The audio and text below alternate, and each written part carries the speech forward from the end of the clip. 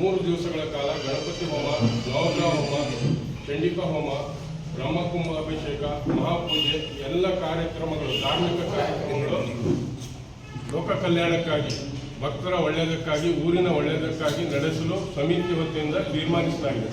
ಈ ಎಲ್ಲ ಕಾರ್ಯಕ್ರಮಗಳಿಗೆ ಈ ಸಾಗರದ ಸಮಸ್ತ ಭಕ್ತರು ಪಾಲ್ಗೊಂಡು ಈ ಕಾರ್ಯಕ್ರಮಗಳನ್ನು ಯಶಸ್ವಿಗೊಳಿಸಿಕೊಡಬೇಕು.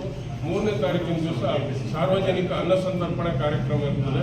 ಈ ಎಲ್ಲ ಕಾರ್ಯಕ್ರಮಗಳು ಯಶಸ್ವಿಗೊಳಿಸಿ ಅಮ್ಮನವರ ಕೃಪೆಗೆ ಪಾತ್ರರಾಗಬೇಕು ಅಂತೇಳಿ ಶ್ರೀ ಮಾರಿಕಾಂಬ ದೇವಸ್ಥಾನಗಳ ಸಮಿತಿಯ ಪರವಾಗಿ ಸರ್ವ ಭಕ್ತರಲ್ಲಿ ವಿನಂತಿಯನ್ನು ಮಾಡ್ತಾ ಇದ್ದೇವೆ.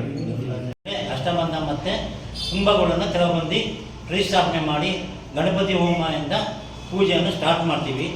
ಮಾರನೇ ದಿವಸ ಚಂಡಿಕಾ ಹೋಮ ಇರ್ತದೆ 2ನೇ ತಾರೀಕಿಗೆ. 3ನೇ ತಾರೀಕಿಗೆ ಬ್ರಹ್ಮಕಲಶೋತ್ಸವ, ಅನ್ನ ಸಂತರ್ಪಣೆ ಮತ್ತು ಎಲ್ಲ ಭಕ್ತರಿಗೂ ಪ್ರತಿಯೊಬ್ಬರಿಗೂ ನಾವು ಇದನ್ನು ತಿಳಿಸಿ ಹೇಳ್ತೀವಿ. ಆದಷ್ಟು ಜನ ಭಕ್ತಾದಿಗಳು ಆ ಸೇವೆಯಲ್ಲಿ ಭಾಗಿಯಾಗ್ತಾ ಇದ್ದಾರೆ. ಮಹಿಳಾ ಮಂಡಳಿ ಮತ್ತು ಎಲ್ಲ ಸಮಾಜದಿಂದಲೂ ಕರೆದಿದ್ದೀವಿ.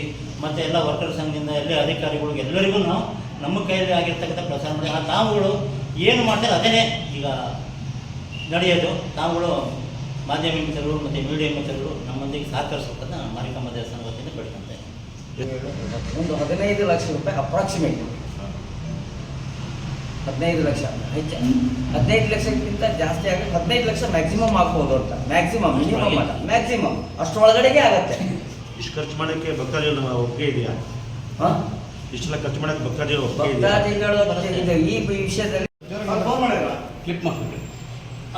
ಫೋನ್ ಮಾಡೋಣ, ನೀವು ಫೋನ್ ಮಾಡಿದ್ದು ಅಲ್ಲ ಬಂದಿದ್ದು ಹೊಸಪೇಟೆ ಅಧ್ಯಕ್ಷ ನಾಗೇಂದ್ರ ಅವರಿಗೆ ಸ್ವಾಗತ ಕೊಡ್ತೇನೆ. ಹಾಗೆ ನಮ್ಮ ಕರೆ ಕೊಡ್ತೇನೆ. ಇವತ್ತು ಕರೆದಿರೋ ಉದ್ದೇಶ ಏನು ಅಂತ ಹೇಳಿದರೆ, ಸುಮಾರು 42 ವರ್ಷಗಳ ಹಿಂದೆ ಈ ದೇವಸ್ಥಾನ ಮತ್ತು ಆ ದೇವಸ್ಥಾನದ ಮೂರ್ತಿ ಪ್ರತಿಷ್ಠಾಪನೆ ಆಗಿತ್ತು. ಪ್ರತಿಷ್ಠಾಪನೆ ಆದಮೇಲೆ ಪ್ರತಿ 12 ವರ್ಷಕ್ಕೊಂದು ಸರ್ತಿ ಅದು ಅಷ್ಟಬಂಧ ಅಂತ ಕಾರ್ಯಕ್ರಮ ಮಾಡಬೇಕಾಗಿತ್ತು.